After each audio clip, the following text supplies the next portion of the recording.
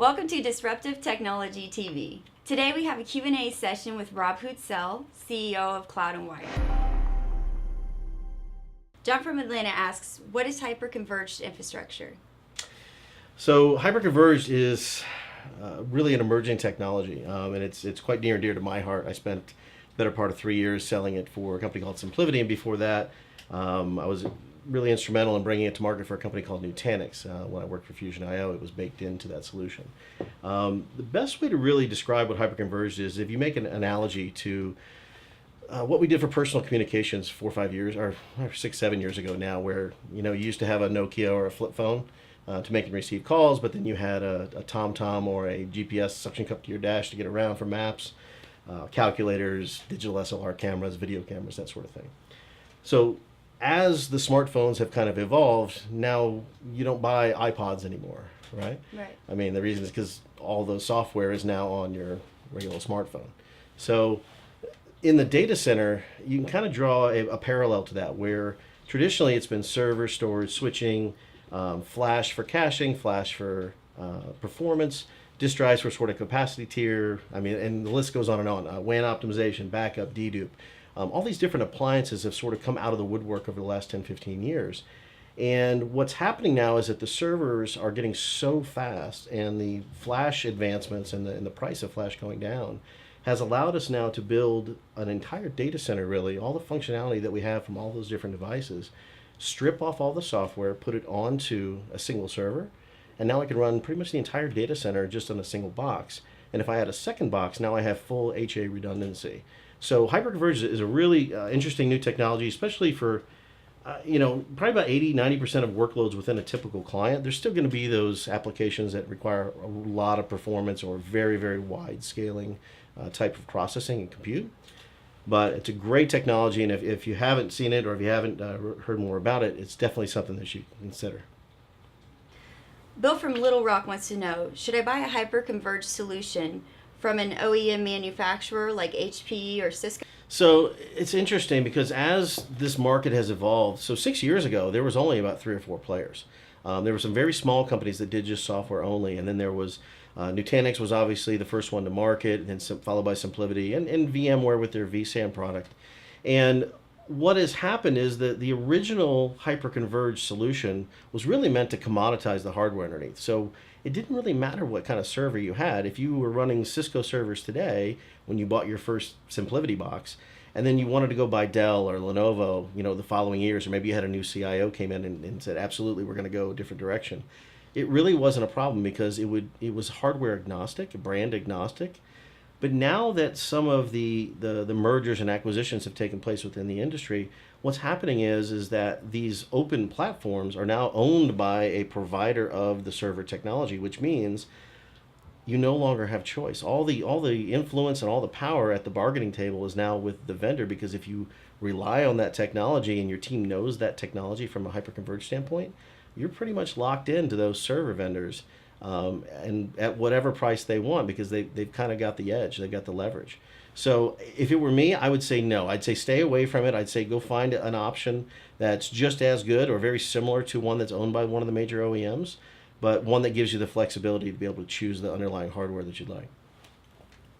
Michelle from Nashville asks, is a hyper-converged solution from HP a good bet?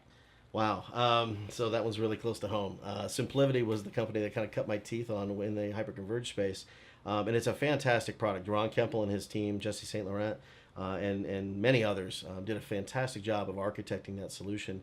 And it looked primed to really take over that market. However, with the acquisition of HP, now you've got a couple of different problems. First of all, you've got a legacy type infrastructure of salespeople, engineers, and what's called subject matter experts that handle each one of the different layers of the legacy data center. Server vendors, storage, or server account executives, storage account executives, so even switching and dedupe and compression, all those different technologies were individual P&L business units for HP. And as we move forward into the era of hyperconvergence, one of the problems is that now I've got a new hyperconverged rep, and if the account manager brings him in and they are successful in selling it, who's out? Well, it's all the different account executives and solution engineers that were selling those individual products the last 10, 15 years. So if I'm a one of those reps and I sold somebody a $300,000 storage device 3 or 4 years ago, and now I'm expecting that to come around and sell them another one, well, the hyper-converged infrastructure takes that need away because it's already built in. Much like we said earlier about the iPhones having, the music player. I don't need to buy that iPod anymore.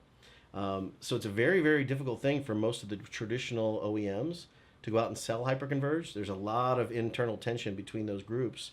One, trying to stay current with a new technology that's much more efficient and cost affordable, versus the old school guys that are out there still trying to make a living and hit their quota numbers. But they're starting to get a lot of threats from the new technology guys. Dimitri from Charlotte wants to know, what is SD-WAN and should I consider it for my business? Is a very good question, Dimitri. All right, my friend. SD-WAN is a very exciting technology. It's actually not that new. It's actually been around for around 4 or 5 years now, but it kind of played second fiddle to MPLS in the sort of the networking world, right? MPLS was really pushed by a lot of the major vendors and telco players to allow you to manage an entire distributed office environment. Maybe you had 30, 40 offices, or in the retail franchise space, you maybe have thousands of locations. Like somebody like a Napa Auto Parts has 8,000 stores. You need some way to be able to control all the network traffic that's going around and monitor circuits and things like that. Well, SD-WAN does a really interesting thing, because in the old methods, you used to have let's say a fiber circuit, right, from AT&T was your primary. And if that went down, or somebody was doing construction and backhoed the fiber line, your business was out of luck, right? You couldn't operate, you couldn't do transactions, couldn't run credit cards. So what most companies did was, when they set up their MPLS, they would get a cable connection to be a backup target, right? So that if the primary got cut, they could fail over and use the secondary. Well, the problem with that is it's an active passive type setup where you're paying for this passive line that you're not really using. And so what SD-WAN is a little provider managed box that looks kind of like a Roku box that you can plug both of those in. And what happens is you actually can take advantage of both circuits, and you can redirect the type of traffic that you want. Say if someone's downloading Gangnam Style for the 300th time, they might want that to go over the inexpensive Comcast circuit, let's just say. But you want to make sure your voice calls and your data calls and everything that are going, that are really important to your business, they go over my main fiber line. And SD-WAN allows you to do that. And better yet, it actually allows the IT director to manage all of the circuits that are hooked up with SD-WAN and manage everything from a global scale from a single desktop. Okay. Angela from Seattle asks, would you recommend Cisco's HyperFlex? Boy, that's a tough one. As many of you know, there's still an ongoing lawsuit between SimpliVity, now owned by HP, or HPE, and SpringPath, which has now been rebranded under the Cisco umbrella as HyperFlex. The lawsuit is a patent infringement lawsuit, which basically says that SpringPath stole some of the IP from SimpliVity. And it's really interesting how it played out, because SimpliVity was their largest partner was Cisco. And when Cisco purchased SpringPath, now they're basically in effect suing their largest customer. So that relationship went cold, which eventually led to SimpliVity's demise, and ended up with them having to sell to HP, because they were sort of the last person at the dance without a partner. And so that it's still very risky, right? It's still very early in the game. The judge has actually allowed them to proceed with the lawsuit. They say there's definitely merit for that lawsuit. But back again to our earlier point when we talked about an OEM owning that hyper-converged infrastructure software, they're only going to allow you to run that software on a Cisco device. So if you ever decide that, hey, Cisco has fallen behind in the technology advancement curve, or their prices are just too high, you're stuck. You have to run it on top of Cisco's platform.